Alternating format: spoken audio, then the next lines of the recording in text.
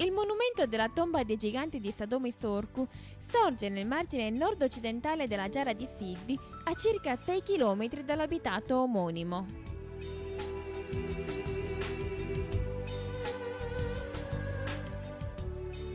La Giara di Siddi è un altopiano di basalto alla quota di 355 metri sul livello del mare che ospita un vastissimo contesto abitativo preistorico in cui sorse nel quartiere funerario in prossimità del nuraghe Tuvuru la tomba dei giganti.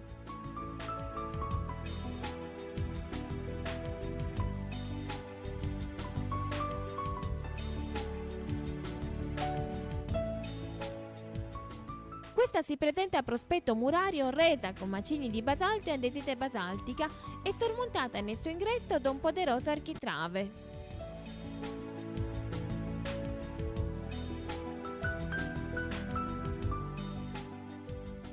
Il mausoleo, che si inquadra perfettamente per via dei reperti del XVI secolo a.C., è costituito nel prospetto da un'ampia esedra che si suppone fosse nell'antichità marginata da un sedile.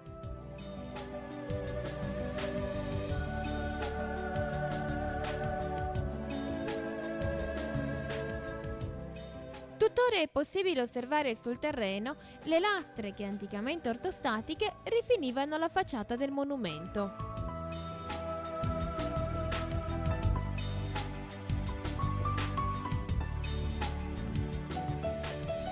Il corpo tombale si presenta esternamente reso in filari ordinati che posteriormente sono sagomati sino a formare un'abside che richiama tantissimo le tombe di Madao di Fonni.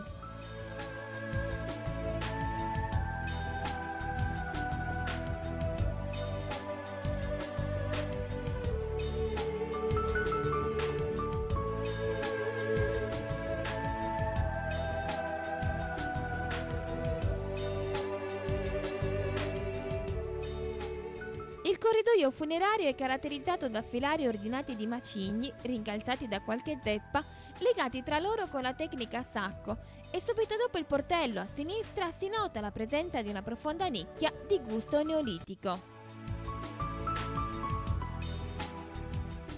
Il pavimento è reso in ciottoli, posati sopra uno strato di terra e pietre, al fine di livellare l'asperità della piattaforma rocciosa su cui sorge il monumento, mentre la parte posteriore del corridoio rimane chiusa da un'unica lastra ortostatica.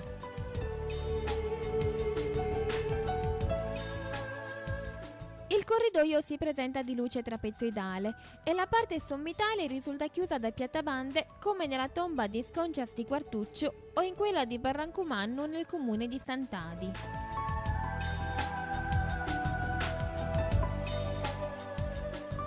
Il terreno antistante la tomba risulta coperto da molti conci provenienti dal corpo funerario, tra i quali spiccano almeno due elementi che combinati tra loro costituiscono l'unotto e centina della sepoltura.